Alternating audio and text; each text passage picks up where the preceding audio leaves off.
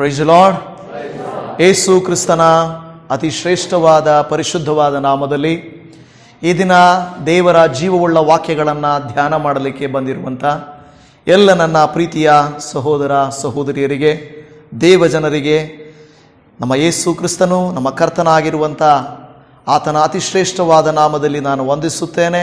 ಕರ್ತನ ಪ್ರೀತಿಯ ನಾಮಕ್ಕೆ ವಂದನೆಗಳು. ನಮ್ಮ ವಾಹನ ಸಂಚಾರದಲ್ಲಿ ಅಂದರೆ ಪ್ರಯಾಣಗಳನ್ನು ಮಾಡುವಂಥ ವಾಹನಗಳನ್ನು ತೆಗೆದುಕೊಂಡ್ರೆ ನಮಗೆ ಹಡಗು ಕಾಣಿಸುತ್ತದೆ. ಹಡಗು ಬಹಳ ದೊಡ್ಡ ಶಿಪ್ಪು, ದೊಡ್ಡ ಹಡಗು ಸಿದ್ಧವಾಗಿ ಅದು ಏನು ಮಾಡುತ್ತದೆ, ನೀರೊಳಗಡೆ ಹೋಗ್ತದೆ. ಆ ನೀರೊಳಗಡೆ ಹೋಗುವಾಗ ಆ ಶಿಪ್ಗೆ ಒಂದು ವೇಳೆ ಆ ಫ್ಯೂಯಲ್ ಏನು, ಅದಕ್ಕೆ ಆಯಿಲ್ ಇಲ್ಲ ಅಂದರು, ಪೆಟ್ರೋಲ್ ಏನು ಅದಕ್ಕೆ ಹಾಕ್ತಾರೆ ನನಗೆ ಗೊತ್ತಿಲ್ಲ, ಅದು ಇಲ್ಲದೆ ಹೋದರೂ ಪರವಾಗಿಲ್ಲ, ಅದು ನೀರಿನಲ್ಲಿ ಇರ್ತದೆ, ಏನೂ ತೊಂದರೆ ಇಲ್ಲ. ಆದರೆ ನೀರಿನಲ್ಲಿ ಪ್ರಯಾಣ ಮಾಡುವಂಥ ಹಡಗಿಗೆ ಮುಖ್ಯವಾಗಿ ಭಯ ಇಲ್ಲವೇ ಆ ತೊಂದರೆ ಯಾವುದೆಂದರೆ, ನೀರಿನಲ್ಲೇ ಪ್ರಯಾಣ ಮಾಡುವಂಥ ಹಡಗಿನೊಳಗೆ ನೀರು ಒಳಗೆ ಬರಬಾರ್ದು. ಹೌದಲ್ವಾ? ನೀರಿನಲ್ಲೇ ಪ್ರಯಾಣ ಮಾಡುವಂಥ ಹಡಗಲ್ಲಿ ಏನು ಬರಬಾರ್ದು, ನೀರು ಬರಬಾರ್ದು.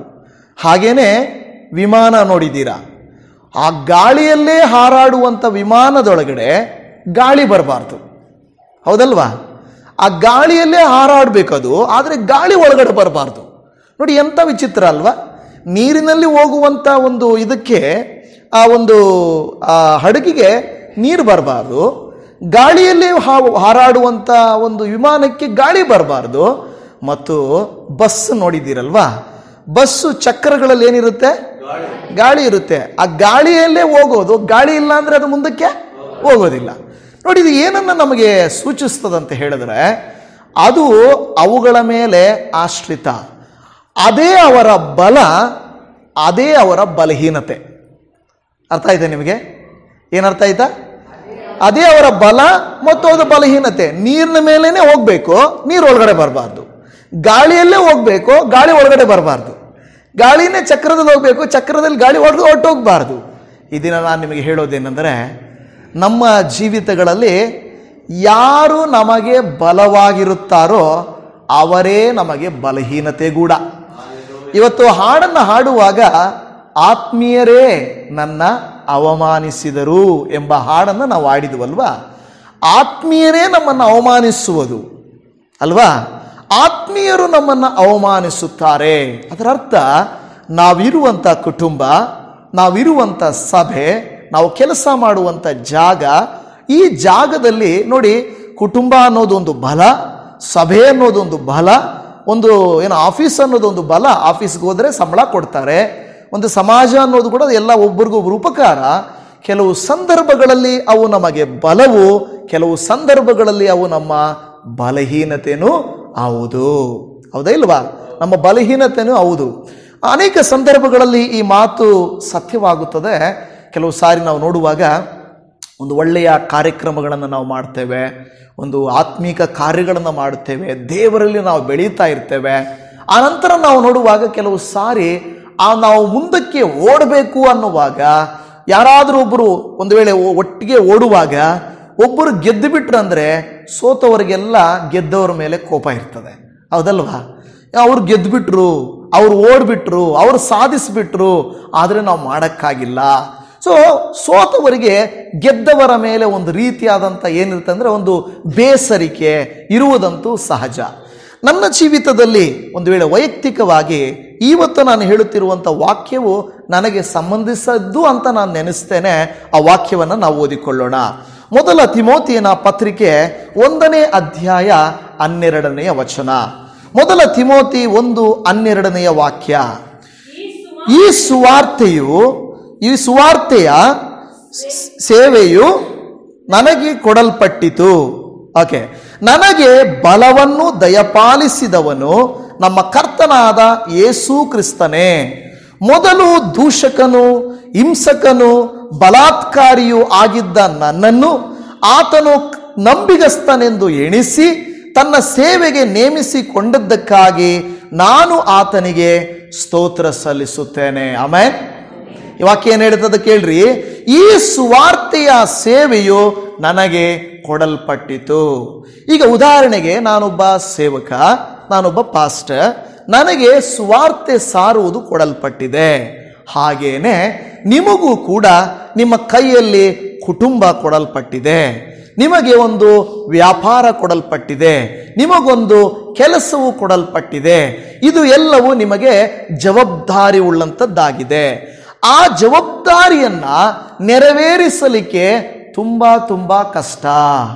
ಅನೇಕ ಸಂದರ್ಭಗಳಲ್ಲಿ ಕುಟುಂಬನ ಇಲ್ಲವೇ ಸಭೆಯನ್ನ, ಸೇವೆಯನ್ನ, ಕೆಲಸವನ್ನ ಮಾಡುವುದು ಸುಲಭವಲ್ಲ. ಎಷ್ಟೋ ಸಾರಿ ನಾವೇನಾಗ್ತೇವೆ, ಸೋತು ಹೋಗ್ತೇವೆ. ಎಷ್ಟೋ ಕುಟುಂಬಗಳು, ಎಷ್ಟೋ ಸ್ತ್ರೀಯರು, ಪುರುಷರು ತಮ್ಮ ಕುಟುಂಬಗಳನ್ನು ಕಟ್ಟಿಕೊಳ್ಳಬೇಕಂತ ಹೇಳಿ ತುಂಬಾ ಪ್ರಯಾಸ ಪಡ್ತಾ ಇರ್ತಾರೆ.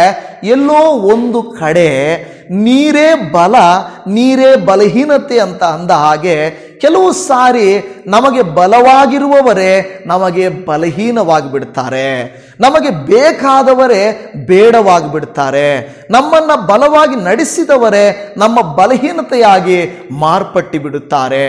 ಅನೇಕ ಕುಟುಂಬಗಳನ್ನು ನಾನು ನೋಡಿದ್ದೇನೆ, ಅನೇಕ ಕುಟುಂಬಗಳ ಸಮಸ್ಯೆಗಳನ್ನು ನಾನು ಕೇಳಿಸಿಕೊಳ್ಳುತ್ತಾ ಇರ್ತೇನೆ. ಅವರು ಎಷ್ಟೋ ತನ್ನ ಕುಟುಂಬಗಳನ್ನು ಬಲಪಡಿಸಬೇಕೆಂದು ಅಂದುಕೊಳ್ಳುತ್ತಾರೆ, ಆಮೇಲೆ ಸೋತು ಹೋಗ್ಬಿಡ್ತಾರೆ. ಕಾರಣ ಏನಂದರೆ ಅವರು ಎಷ್ಟು ನಾನೊಬ್ಬಳೇ ಓಡಬೇಕಾ, ನಾನೊಬ್ಬನೇ ದುಡಿಬೇಕಾ, ನಾನು ಎಷ್ಟು ಅಂತ ಮಾಡಲಿ, ನಾನು ಎಷ್ಟು ಅಂತ ದುಡಿಲಿ, ಇಷ್ಟು ಮಾಡಿದ್ದೀನಲ್ವಾ ಅಂತ ಹೇಳಿಬಿಟ್ಟು ಏನು ಮಾಡ್ತಾರೆ, ಅವರು ಬಾಧೆ ಪಡುತ್ತಾ ಇರ್ತಾರೆ. ಇವತ್ತು ನಾನು ನಿಮಗೆ ಹೇಳುತ್ತೇನೆ, ಇವತ್ತು ನಾವು ದೇವರ ಮಕ್ಕಳಾಗಿರುವ ನಮಗೆ ಇನ್ನೂ ಒಂದು ಸಾರಿ ದೇವರು ಉತ್ತೇಜಿಸುವ ಮಾತೇನೆಂದರೆ, ನನಗೆ ಬಲವನ್ನು ದಯಪಾಲಿಸಿದವನು ನಮ್ಮ ಕರ್ತನಾದ ಯೇಸು ಕ್ರಿಸ್ತನೇ. ಹಾಲೆಲೂಯ. ನೀವು, ನಾನು, ಬೇರೆಯವರು ಯಾರೇ ಆಗಲಿ, ಸೇವೆಯಲ್ಲಾಗಲಿ, ಕುಟುಂಬದಾಗಲಿ, ಮಕ್ಕಳ ವಿಷಯದಲ್ಲಾಗಲಿ ಸೋತು ಹೋಗುವಾಗ ನಮಗೆ ಪ್ರತಿದಿನ ಬಲ ಕೊಡೋದು ಯಾರಂತೆ? ಇಲ್ಲಿ ಹೇಳಿದನ್ನು ಗಮನಿಸಿರಿ ವಾಕ್ಯವನ್ನು, ನನಗೆ ಬಲವನ್ನು ದಯಪಾಲಿಸಿದವನು ನಮ್ಮ ಕರ್ತನಾದ ಯೇಸು ಕ್ರಿಸ್ತನಾದ. ಇಂಗ್ಲಿಷಲ್ಲಿ ಹೇಳ್ತದೆ, I thank him who has given me strength ಅಂತ ಹೇಳ್ತದೆ. I thank him who has given me strength. ನನ್ನನ್ನು ಬಲಪಡಿಸಿದ ಆತನಿಗೆ ನಾನು ವಂದನೆ ಹೇಳುತ್ತೇನೆ. ಹಾಲೆಲೂಯ. ಇವತ್ತು ಪ್ರತಿದಿನ ಏನಾಗ್ತಾರೆ, ಕೆಲಸಕ್ಕೆ ಹೋಗಿ ಬರುವವರು ದುಡಿದು ದುಡಿದು ದಣಿದು ಮನೆಗೆ ಬರ್ತಾರೆ. ವಿಶ್ರಾಂತಿಯನ್ನ ದುಡಿದು ಆಯಾಸಗೊಂಡಾಗ ಅವ್ರೇನು ಅಂದ್ಕೊಳ್ತಾರೆ ಗೊತ್ತಾ, ಅಯ್ಯೋ ನನ್ನ ಜೀವನ ಎಲ್ಲ ಕಷ್ಟನೇ ಆಗೋಯ್ತೆ, ದುಡಿದು ಸಾಕಾಗೋಯ್ತೆ, ವಯಸ್ಸಾಗೋಗ್ತಾ ಇದ್ರೂ ದುಡಿಬೇಕೆ, ಅಯ್ಯೋ ನನಗೆ ನಾನು ದುಡಿಯೋದು ಬಿಟ್ಟರೆ ಇನ್ಯಾರು ಇಲ್ಲವೇ, ನಾನು ದುಡ್ದಿಲ್ಲ ಅಂದರೆ ಮನೆ ನಡೆಯಲ್ವೇ, ಏನು ಮಾಡೋದು, ಸಾಕಾಯ್ತಪ್ಪ ನನಗೆ ಅಂತ ಬರ್ತಾರೆ. ಆದರೆ ಅಂದ್ಕೊಳ್ತಾರೆ, ಇನ್ನು ಬೇಡ ಬಿಡಪ್ಪ, ಈ ಜೀವನ ಏನಕ್ಕಪ್ಪ ಈ ರೀತಿ ಇದೆ, ನನಗೆ ತುಂಬ ಕಷ್ಟವಾಗಿದೆ ಅಂತ ಅಂದುಕೊಳ್ತಾರೆ. ಆಮೇಲೆ ಮಲಗಿ ವಿಶ್ರಾಂತಿ ಪಡೆದು ಮತ್ತೆ ಎದ್ದ ಮೇಲೆ ಅಯ್ಯೋ ಕೆಲ್ಸಕ್ಕೆ ಹೋಗ್ಬೇಕಪ್ಪ ಅಂತಾನೆ ಅಲ್ವಾ. ಕೆಲವರು ಹೇಳ್ತಾರೆ, ಅಯ್ಯೋ ನನಗೆ ಕೆಲಸ ಇಷ್ಟ ಇಲ್ಲ, ನನಗೆ ತುಂಬ ಕಷ್ಟ ಇದೆ, ನಾನು ಹೋಗಲ್ಲ ಅಂತ ಇರ್ತಾರೆ. ಆಮೇಲೆ ಬೆಳಿಗ್ಗೆ ಎದ್ದು ರೆಡಿಯಾಗೆ ಕೆಲ್ಸಕ್ಕೆ ಹೋಗ್ತಾ ಇರ್ತಾರೆ. ಏನು ಹೋಗಲ್ಲ ಅಂತಲ್ಲ ಅಂದರೆ, ಅಯ್ಯೋ ಹೋಗಿಲ್ಲ ಅಂದ್ರೆ ಏನು ಮಾಡೋದು, ನಡೆಯಲ್ವಲ್ಲ, ಹೋಗ್ಲೇಬೇಕಲ್ಲ. ಕೆಲವರು ಸ್ಕೂಲಲ್ಲಿ ಹಾಗೇನೆ ಮಕ್ಕಳಿಗೆ ಏನೇನು ಮಾಡ್ತಾರೆ, ಮಕ್ಕಳಿಗೇನಾದರೂ ಟೀಚರ್ಸು ಏನಾದರೂ ಬೈದು ಬಿಟ್ರೆ, ಇಲ್ಲ ನಾನು ಸ್ಕೂಲ್ಗೆ ಹೋಗಲ್ಲ ಇನ್ಮೇಲೆ, ಅವ್ರೇನೋ ಅಂದ್ಬಿಟ್ರು, ಹಂಗೇನೋ ನಡೀತು ಅಂತ ಹೇಳಿದ್ದಾರೆ. ಆಮೇಲೆ ಬೆಳಿಗ್ಗೆ ಎದ್ದವ್ರು ಏನು ಮಾಡ್ತಾರೆ, ಸ್ಕೂಲ್ಗೆ ಹೋಗ್ಬೇಕು ಅಂತ ಹೋಗ್ತಾ ಇರ್ತಾರೆ, ಕಾಲೇಜ್ಗೆ ಹೋಗ್ಬೇಕು ಅಂತ ಹೋಗ್ತಾ ಇರ್ತಾರೆ, ಕೆಲ್ಸಕ್ಕೆ ಹೋಗ್ಬೇಕು ಅಂತ ಹೋಗ್ತಾ ಇರ್ತಾರೆ. ಬಿಸ್ನೆಸ್ಸಲ್ಲಿ ಲಾಸ್ ಇರ್ತದೆ. ಎಷ್ಟು ಕೆಲವರು ಹೇಳ್ತಾ ಇರ್ತಾರೆ, ನಮ್ಮದೊಂದು ಸಣ್ಣ ಅಂಗಡಿ ಇದೆ, ಸಣ್ಣ ಬಿಸ್ನೆಸ್ ಇದೆ, ನಾವು ಎಷ್ಟೋ ಪ್ರಯತ್ನ ಮಾಡ್ತಾ ಇದ್ದೀವಿ, ಎಷ್ಟು ಪ್ರಯತ್ನ ಮಾಡಿದ್ರು ಒಳಕ್ಕೆ ಹೋಗ್ತಾ ಇದ್ದೀವಿ ಹೊರತು ಮೇಲಕ್ಕೆ ಬರ್ತಾನೇ ಇಲ್ಲ ನಾವು, ಏನು ಮಾಡಬೇಕು? ಅದಕ್ಕೆ ಅಯ್ಯೋ ಬಾಗಿಲು ತೆಗೆಯೋದು ಯಾಕೆ, ಕೆಲವರು ಅಂಗಡಿ ಯಾಕೆ ತೆಗಿಬೇಕು, ಬಿಡು ಮುಚ್ಚಿಬಿಡೋಣ, ಯಾಕೆಂದರೆ ಬೇಡ, ಅದರ ಲಾಭ ಇಲ್ಲ ಅಂದ್ಕೊಂಡು ಬಂದ್ಬಿಡ್ತಾರೆ. ಮತ್ತೆ ಇರಲಿ, ಇವತ್ತು ವ್ಯಾಪಾರ ಆಗುತ್ತೇನೋ ನೋಡೋಣ ಅಲ್ವಾ, ಇವತ್ತು ಬಾಸು ನಮ್ಮ ಯಜಮಾನರು ಚೆನ್ನಾಗಿರ್ತಾರೇನೋ ನೋಡೋಣ, ಇವತ್ತು ಒಳ್ಳೇದಾಗುತ್ತೇನೋ ನೋಡೋಣ ಅಂದರೆ ಒಂದು ನಿರೀಕ್ಷೆಯಿಂದ ನಾವು ಹೋಗುತ್ತೇವೆ. ಪ್ರೀತಿಯ ದೇವಜನವೇ, ಆ ಹಡಗು ನೀರು ಬಂದ್ಬಿಡುತ್ತೆ ಅಂತ ಭಯಪಟ್ಟರೆ ನೀರೊಳಗೆ ಹೋಗೋಕ್ಕಾಗಲ್ಲ. ಆ ವಿಮಾನ ನಿನ್ನೆ ದಿನದಲ್ಲಿ ಕೂಡ ಒಂದು ನ್ಯೂಸ್ ಬಂತು, ಒಂದು ಏರೋಪ್ಲೇನ್ ಬೆಂಗಳೂರಿಂದ ಹೊರಟಿದ್ದಂಥ ಏರೋಪ್ಲೇನ್ ಸ್ವಲ್ಪ ಏನೋ ತೊಂದರೆ ಆಯಿತು ಅಂದಾಗ ಅದರಲ್ಲಿ 150 ಜನ ಕಿರ್ಚಾಡ್ಬಿಟ್ರಂತೆ. ಹಂಗೆ ಅಯ್ಯೋಯ್ಯೋ ಅಂತ ಏನೆಲ್ಲ ಕಿರ್ಚಾಡ್ಬಿಟ್ರಂತೆ. ಅಂದರೆ ಯಾವುದೋ ಒಂದು ನಡೀತಲ್ವ ಇನ್ಸಿಡೆಂಟು, ಈಗೇನಾಗಿದೆ, ಇನ್ನೊಂದು ವಿಮಾನ ಏನಾದರೂ ಹಂಗೆ ಆಗ್ಬಿಡುತ್ತೇನೋ ಅನ್ನೋಂಥ ಭಯ ಎಲ್ಲರಲ್ಲಿ ಇರ್ತದೆ. ಆದರೂ ಹೋಗೋದು ಬಿಡ್ತಾರ? ಹೋಗೋದ ಬಿಡಲ್ಲ. ನೋಡ, ಹಡಗು ನೀರಿಗೆ ಭಯಪಡಕ್ಕಾಗಲ್ಲ, ವಿಮಾನ ಗಾಳಿಗೆ ಭಯಪಡಕ್ಕಾಗಲ್ಲ, ಅದೇ ರೀತಿ ಗಾಡಿಗಳು ವಾಹನಗಳು ಭಯಪಡಕ್ಕಾಗಲ್ಲ. ಮತ್ತೆ ಪ್ರಯಾಣ ಮಾಡಬೇಕು. ಮೊದಲು ಒಂದು ಇಂದಿನ ಸ್ವಲ್ಪ ದಿನಗಳ ಹಿಂದೆ, ಈ ವರ್ಷಗಳ ಹಿಂದೆ ಬಸ್ಸು ಹತ್ಕೊಂಡು ಉರಿದ್ಬಿಡ್ತು ಅಂತ ಹೇಳಿ ನ್ಯೂಸ್ ಬಂದಾಗ ಯಾರು ಬಸ್ಸಲ್ಲಿ ಹೋಗ್ಬಾರ್ದು ಅಂತ ಅಂದ್ಕೊಂಡ್ರು. ಆದರೆ ಇವಾಗ ಬಸ್ಸಲ್ಲಿ ಹೋಗ್ತಾರೆ. ಹಾಗೆ ಭಯವನ್ನುವುದು ಬಂದೇ ಬರುತ್ತದೆ. ಆದರೆ ನಮ್ಮನ್ನ ಬಲಪಡಿಸುವ ಆತನು, ಇಲ್ಲಿ ವಾಕ್ಯ ಹೇಳುತ್ತದೆ, ನನಗೆ ಬಲವನ್ನು ದಯಪಾಲಿಸಿದವನು ಯಾರು? ಅದೇ ರೀತಿ ನಾನು ಇವತ್ತು ಹೇಳ್ತೇನೆ, ಇದು ನಾನು ಹೇಳಿದ್ದು ಆತ್ಮೀಕವಾಗಿ ಕೂಡ ನಾವು ಅನೇಕ ಸಾರಿ ಕುಗ್ಗಿ ಹೋಗ್ತೇವೆ. ಎಷ್ಟೋ ಜನ ಅಂದ್ಕೊಳ್ತಾರೆ, ನಾನು ಯಾಕೆ ಪ್ರಾರ್ಥನೆ ಮಾಡಬೇಕು, ನಾನು ಯಾಕೆ ಆಲಯಕ್ಕೆ ಹೋಗ್ಬೇಕು, ನಾನು ಯಾಕೆ ದೇವರಿಗೆ ಇದನ್ನು ಮಾಡಬೇಕು, ದೇವ್ರನ್ನ ಯಾಕೆ ನಾನು ನಂಬಬೇಕು, ಯಾವುದು ಒಳ್ಳೇದು ನಡೆದಿಲ್ವಲ್ಲ ಯಾಕೆ ಅಂತ ಹೇಳಿ ನಮಗೆ ಅನಿಸುತ್ತದೆ. ಆದರೆ ಮತ್ತೆ ನಮಗೆ ಒಂದು ಧೈರ್ಯ, ಒಂದು ನಂಬಿಕೆ ನಮ್ಮಲ್ಲಿ ಬರ್ತದೆ. ಇಲ್ಲ, ನನ್ನ ದೇವರು ನನ್ನನ್ನು ಬಲಪಡಿಸ್ತಾನೆ, ನನ್ನ ದೇವರು ನನ್ನನ್ನು ನಡೆಸ್ತಾನೆ, ನನ್ನ ದೇವರು ನನಗೆ ಸಹಾಯ ಮಾಡ್ತಾನೆ ಅಂತ ಹೇಳಿ ಮುಂದಕ್ಕೆ ಹೋಗ್ತೀವಿ. ಆಮೇನ್, ಹೌದಾ ಇಲ್ವಾ? ಆ ನಂಬಿಕೆಯಲ್ಲಿ ನಾವು ಮುಂದಕ್ಕೆ ಹೋಗ್ಬೇಕಂತ ನೋಡುತ್ತಾ ಇದ್ದೇವೆ. ನಮ್ಮ ಜೀವಿತದಲ್ಲಿ ಹೇಳ್ಬೇಕಾದ್ರೆ ನನಗೆ ತುಂಬ ಇಷ್ಟವಾದಂಥ ವಾಕ್ಯ ಇದು. ಯಾಕೆಂದ್ರೆ ಇದರಲ್ಲಿ ಎರಡು ಕಾರ್ಯ. ಒಂದು, ನಾನು ಹೇಳೋದು, ಈ ಸ್ವಾರ್ಥ ಸೇವೆಯು ನನಗೆ ಕೊಡಲ್ಪಟ್ಟಿತು.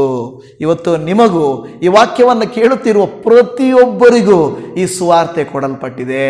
ಕೇವಲ ಪಾಸ್ಟರ್ ಅಲ್ಲ ಇದನ್ನು ಪ್ರಸಂಗಿಸಬೇಕಾಗಿರುವುದು, ಸಭೆಯನ್ನು ತುಂಬಿಸಬೇಕಾಗಿರುವುದು ಪಾಸ್ಟರ್ ಮಾತ್ರ ಅಲ್ಲ. ದೇವರ ರಾಜ್ಯ ಕಟ್ಟಬೇಕಾಗಿರೋದು ಬರೀ ಪಾಸ್ಟರ್ ಮಾತ್ರ ಅಲ್ಲ. ಅನೇಕರು ಅಂದ್ಕೊಡ್ತಾರೆ ಅದು ಪಾಸ್ಟರ್ ಕೆಲಸ ಅಂತ. ಯಾರಾದರೂ, ನಾನು ಅದಕ್ಕೆ ಹೇಳ್ತಾ ಇದ್ದೀನಿ, ಯಾರಾದರೂ ನಾವು ಹೊರಟು ಹೋಗ್ತಾ ಇದ್ದೀವಾ, ಸುವಾರ್ತೆ ಸಾರಕ್ಕೆ ಹೋಗ್ತಾ ಇದ್ದೀವಾ, ಒಂದು ಯಾರಾದರೂ ನಿಜವಾಗಿಯೂ ಹೌದು, ಇವತ್ತು ಯಾರಿಗಾದರೂ ಹೋಗ್ಲಿ, ಈ ವಾರದಲ್ಲಿ ಯಾರಿಗಾದರೂ ಹೋಗ್ಲಿ, ಈ ತಿಂಗಳಲ್ಲಿ ಯಾರಿಗಾದರೂ ಹೋಗ್ಲಿ, ವರ್ಷದಲ್ಲಿ ಯಾರಿಗಾದರೂ ಸುವಾರ್ತೆಯನ್ನು ಸಾರಿದ್ದೇವಾ? ಪ್ರಶ್ನೆ ಮಾಡಿಕೊಂಡ್ರೆ, ವಾಕ್ಯನ ಕೇಳುವಾಗ ನಾನು ಅಷ್ಟೇ, ನೀವು ಅಷ್ಟೇ, ಈ ಸ್ವಾರ್ಥೆಯು, ಈ ಸೇವೆಯು ನನಗೆ ಕೊಡಲ್ಪಟ್ಟಿದ್ದು. ನನಗೆ ಮಾತ್ರ ಅಲ್ಲ, ಈ ವಾಕ್ಯವನ್ನು ಕೇಳುತ್ತಿರುವಂಥ ನಿಮ್ಮ ಒಬ್ಬೊಬ್ಬರಿಗೂ ಕೂಡ ಸ್ವಾರ್ಥ ಸೇವೆಯು ಕೊಡಲ್ಪಟ್ಟಿದೆ. ನಾನು ಇಷ್ಟೇ ಕೇಳ್ತೇನೆ, ವಾರದಲ್ಲಿ ಒಬ್ಬರಿಗಾದರೂ, ತಿಂಗಳಲ್ಲಿ ಒಬ್ಬರಿಗಾದರೂ, ವರ್ಷದಲ್ಲಿ ಒಬ್ಬರಿಗಾದರೂ, ನಿಮ್ಮ ಜೀವಮಾನದಲ್ಲಿ ಒಬ್ಬರಿಗಾದರೂ ಸ್ವಾರ್ಥ ಹೇಳಿದ್ದೀರಾ? ಯೇಸು ಸ್ವಾಮಿ ನಮ್ಮ ಬಳಿಯಲ್ಲಿ ಕೇಳಿದ್ದು ಒಂದೇ ಒಂದು. ಯೇಸು ಸ್ವಾಮಿ ನಮ್ಮ ಹತ್ರ ಕೇಳಿದ್ದು ಒಂದೇ ಒಂದು. ಅದೇನು ಗೊತ್ತಾ? ಹೊರಟು ಹೋಗಿರಿ, ಲೋಕದ ಕಟ್ಟ ಕಡೆಯವರೆಗೂ ಈ ಸುವಾರ್ತೆಯನ್ನು ಸಾರಿ. ಯೇಸು ಸ್ವಾಮಿ ನಮ್ಮ ಹತ್ರ ಏನೂ ಕೇಳಲಿಲ್ಲ. ಯೇಸು ಸ್ವಾಮಿ ಏನು ಕೇಳಲಿಲ್ಲ. ನಮ್ಮ ಹತ್ರ ಕೇಳಿದ್ದು ಸುವಾರ್ತೆಯನ್ನು ಸಾರಿರಿ. ದೇವಜನವೇ, ನಿಜವಾಗಿ ನಾವು ನೋಡುವಾಗ ಸಭೆಗಳು ತಣ್ಣಗಾಗೋಗ್ಬಿಟ್ಟಿವೆ, ಸೇವಕರುಗಳು ತಣ್ಣವಾಗಿಬಿಟ್ಟಿದ್ದಾರೆ. ಕೆಲವು ಸಾರಿ ಎಲ್ಲ ಚೆನ್ನಾಗಿದ್ದಾಗ ಸೇವಕರ ಜೊತೆ, ಸೇವೆ ಜೊತೆ ನಾವಿದ್ದೀವಿ ಅಂತ ಧೈರ್ಯ ಪಡಿಸ್ತಾರೆ. ಕೆಲವು ಸಂದರ್ಭಗಳಲ್ಲಿ ಅಯ್ಯೋ ಯಾಕೆ ಬಿಡಪ್ಪ, ಹಿಂಸೆಗಳು, ಬೈತಾರೆ, ಜಗಳ ಮಾಡ್ತಾರೆ, ನಾವು ಯಾಕೆ ಹೋಗಿ ಹೇಳಬೇಕು, ಬೇಡ ಬೇಡ ಅಂತ ಹಿಂಜಾರಿ ಹೋಗ್ತಾ ಇದ್ದಾರೆ. ನಿಮಗೂ ಅದೇ ರೀತಿಯಲ್ಲಿ ಸೇವಕರು ಬಂದು ಹೇಳದೆ ಹೋಗಿದ್ದರೆ, ನಿಮಗೂ ನಾವು ಪ್ರಯಾಸಪಟ್ಟು ಸುವಾರ್ತೆ ಸಾರದೆ ಹೋಗಿದ್ರೆ ನೀವು ರಕ್ಷಿಸಲ್ಪಡ್ತಾ ಇದ್ರಾ? ಇಲ್ಲ ತಾನೆ? ಹಾಗಾದರೆ ಎಷ್ಟೋ ಜನರು, ನಾನು ಹೇಳ್ತಾ ಇರ್ತೇನೆ, ನಾನು ಒಂದು ವೇಳೆ ಸೇವೆಗೆ ಬಂದಾಗ, ನಾವು 2002ರಲ್ಲಿ ನಾನು ಸೇವೆಗೆ ಬಂದಿದ್ದು, ಆ ಟೈಮಲ್ಲಿ ಒಂದು ವೇಳೆ ಜನಸಂಖ್ಯೆ ಎಷ್ಟಿತ್ತು ಅಂದರೆ ನನಗೆ ಗೊತ್ತಿಲ್ಲ, 90-100 ಕೋಟಿ ಆಸ್ಪಾಸ್ನಲ್ಲಿ ಇರ್ಬೋದು. ಇವತ್ತು 150 ಕೋಟಿ ಆಗಿದೆ. ಕೇವಲ 20 ವರ್ಷದಲ್ಲಿ 50 ಕೋಟಿ ಜನ ಜಾಸ್ತಿ ಆಗಿದ್ದಾರೆ. ಸೇವಕರು ಎಷ್ಟು ಜನ ಆಗಿದ್ದಾರೆ? ಎಷ್ಟು ಜನ ಪಾಸ್ಟರ್ಗಳಾಗಿದ್ದಾರೆ? 50 ಕೋಟಿ ಜನ ಜಾಸ್ತಿ ಆಗಿದ್ದಾರೆ. ಸೇವಕರು ಎಷ್ಟು ಜನ ಇದ್ದಿದ್ದಾರೆ? ಯಾರು ಮಕ್ಕಳು ಕೂಡ ಸೇವೆಗೆ ಕಳಿಸೋಕ್ಕೆ ಇಷ್ಟ ಇಲ್ಲ. ಯಾಕೆಂದರೆ ಅಯ್ಯೋ ಭಯ, ನಮಗೂ ಭಯ ಇದೆ. ಯಾಕೆ ಭಯ ಇಲ್ಲ? ನೋಡಿ, ನಾನು ಕೆಲವು ಸಾರಿ ಅಂದ್ಕೊಳ್ತೇನೆ, ನೀವು ಅಂದ್ಕೊಳ್ಬೋದು ಪಾಸ್ಟರ್ಗಳಂದರೆ ಆರಾಮಾಗಿರ್ತಾರೆ ಅಂತ ಅಂದ್ಕೊಳ್ಬೋದು. ನಿಮಗೆ ಗೊತ್ತಿಲ್ಲ, ಕೆಲವು ಸಾರಿ ಫೋನ್ಗಳಲ್ಲಿ ಯಾರಾದರೂ ಫೋನ್ ಮಾಡಿ ನೀವು ಕನ್ವರ್ಟ್ ಮಾಡ್ತಾ ಇದ್ದೀರಾ, ನೀವು ಈ ವಾಕ್ಯ ಹೇಳ್ತಾ ಇದ್ದೀರಾ, ನಿಮ್ಗೆ ಯಾರು ಅಧಿಕಾರ ಕೊಟ್ಟರು, ಇದನ್ನು ಮಾಡೋಕ್ಕೆ ಯಾರು ಅಧಿಕಾರ ಕೊಟ್ಟರು, ಅದನ್ನು ಪ್ರಶ್ನೆ ಮಾಡ್ತಾರೆ. ನಮಗೂ ಭಯಪಡಿಸ್ತಾರೆ ಜನ, ಇದ್ದೇ ಇದೆ. ಆದರೂ ಕೂಡ ನಾವೇನು ಮಾಡಬೇಕು? ಸೇವೆಯನ್ನು ಮಾಡಲೇಬೇಕು. ಇವತ್ತು ನಾನು ಹೇಳೋದೇನೆಂದರೆ, ದೇವರು ನಮ್ಮನ್ನು ಪ್ರೀತಿಸಿದ್ದಾರೆ, ನಾವು ದೇವರಿಗೋಸ್ಕರ ಏನು ಮಾಡ್ತಾ ಇದ್ದೀವಿ? ಎಷ್ಟೋ ಸಾರಿ ನಾವು ದೇವ್ರ ಹತ್ರ, ದೇವರೇ ಇದು ಮಾಡು, ಅದು ಮಾಡು, ಇದು ಮಾಡು, ಅದು ಮಾಡು ಅಂತ ಕೇಳ್ತೇವೆ ಹೊರತು ನಮ್ಮ ಕುಟುಂಬಸ್ಥರನ್ನ ರಕ್ಷಿಸಬೇಕು, ಅಕ್ಕಪಕ್ಕದವ್ರನ್ನ ರಕ್ಷಿಸಬೇಕು, ನಮಗೇನು ಅದರಿಂದ ಲಾಭ ಇಲ್ಲ. ಜನರು ಅಂದ್ಕೊಳ್ತಾರೆ ಇವರೇನೋ ದೇವ್ರ ಕಡೆ ಸೇರಿಸಿದ್ರೆ ಇವ್ರು ದುಡ್ಡು ಕೊಡ್ತಾರೆ ಅಂತ. ನಮಗೆ ಯಾರು ಏನು ಕೊಡಲ್ಲ. ಆದರೆ ಅವರು ನರಕದಿಂದ ಪಾರಾಗಿ ಅವರೇನಾಗ್ತಾರೆ, ರಕ್ಷಣೆಗೆ ಬರ್ತಾರೆ. ಪ್ರಿಯ ದೇವಜನವೇ, ಈ ವಾಕ್ಯವನ್ನು ಆಲಿಸುತ್ತಿರುವಂಥ ನೀವು ನಾನು ಒಂದು ಆಲೋಚನೆ ಮಾಡಬೇಕು. ನಾವು ಸುವಾರ್ಥ ಸೇವೆಯನ್ನು ಸಾರುವುದಕ್ಕಾಗಿ ಕರೆಯಲ್ಪಟ್ಟಿದ್ದೇವೆ, ಅದು ಮಾತ್ರ ನಿಜ. ಅದಕ್ಕೆ ನಿಮಗೂ ನನಗೂ ನಿಮ್ಮ ಕುಟುಂಬವನ್ನು ಆತ್ಮೀಕವಾಗಿ ಬೆಳೆಸಲಿಕ್ಕೂ, ನಿಮ್ಮ ಸಭೆಯನ್ನು ಬೆಳೆಸಲಿಕ್ಕೂ ನಿಮಗೆ ದೇವರು ಬಲ ಕೊಡ್ತಾನೆ. ತೀರ್ಮಾನ ಮಾತ್ರ ನಿಮ್ಮದಾಗಿರಬೇಕು. ಎಸ್ ಲಾರ್ಡ್, ನಾನು ಉಪಯೋಗಿಸಲ್ಪಡ್ತೇನೆ, ನೀನು ನನ್ನನ್ನು ಬಲಪಡಿಸು ಅಂತ ಕೇಳ್ರಿ. ನಿಮ್ಮ ಕುಟುಂಬವನ್ನು ಆತ್ಮೀಕವಾಗಿ ಬೆಳೆಸಲಿಕ್ಕೆ ಬಲ ಕೇಳ್ರಿ. ನಿಮ್ಮ ಜನರನ್ನು ಆತ್ಮೀಕವಾಗಿ ಬೆಳೆಸಲಿಕ್ಕೆ ಬಲ ಕೇಳ್ರಿ. ನೀವು ಕುಗ್ಗಿ ಹೋಗಿದ್ರೆ, ನಿಮ್ಮ ವ್ಯಕ್ತಿಗಳು, ನಿಮ್ಮ ಮನೆಯವರು ಮಾರ್ಪಡದೇ ಇದ್ದರೆ ನೀವು ಬಲವನ್ನು ಕೇಳ್ರಿ. ಆತನೇನು ಕೊಡ್ತಾನೆ? ನಿಮಗೆ ಬಲವನ್ನು ಕೊಡ್ತಾನೆ. ನೋಡಿ, ಈ ಪೌಲನು ಅದೇ ಮಾತನ್ನು ಹೇಳ್ತದಾನೆ, ನನಗೆ ಬಲವನ್ನು ದಯಪಾಲಿಸಿದವನು ನಮ್ಮ ಕರ್ತನಾದ ಯೇಸು ಕ್ರಿಸ್ತನೇ. ಸೋತು ಹೋಗಬೇಡ್ರಿ. ಬೈಬಲ್ ಯಾವಾಗಲೂ ಹೇಳುತ್ತದೆ, ಸೋತು ಹೋಗದಿರು. ಸೋತು ಹೋಗದಿರು. ಯಾವುದೇ ವಿಷಯಕ್ಕಾಗಲಿ, ಸುವಾರ್ಥ ವಿಷಯಕ್ಕಾಗಿರ್ಬೋದು, ಕುಟುಂಬವನ್ನು ಬೆಳೆಸಲಿಕ್ಕಾಗಿರಬಹುದು, ಸಮಸ್ಯೆಗಳನ್ನು ಎದುರಿಸಲಿಕ್ಕಾಗಿರಬಹುದು, ಯೇಸು ಸ್ವಾಮಿ ನಿಮಗೆ ಬಲವನ್ನು ಕೊಡ್ತಾರೆ. Hallelujah, hallelujah. ದೇವರು ಕೊಡ್ತಾರಾ ಇಲ್ಲೋ ಬಲ? ದೇವರು ಬಲವನ್ನು ಕೊಡುತ್ತಾರೆ.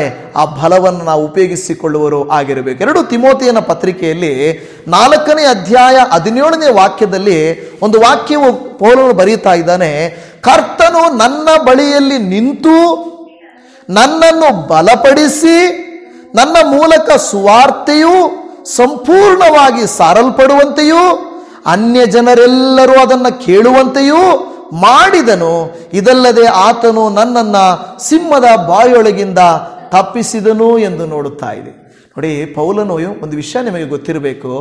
ಶಿಷ್ಯರೆಲ್ಲ ಒಂದು ಕಡೆ ಇದ್ದರು, ಪೌಲನು ಮಾತ್ರ ಒಂದು ಕಡೆ ಇದ್ದ.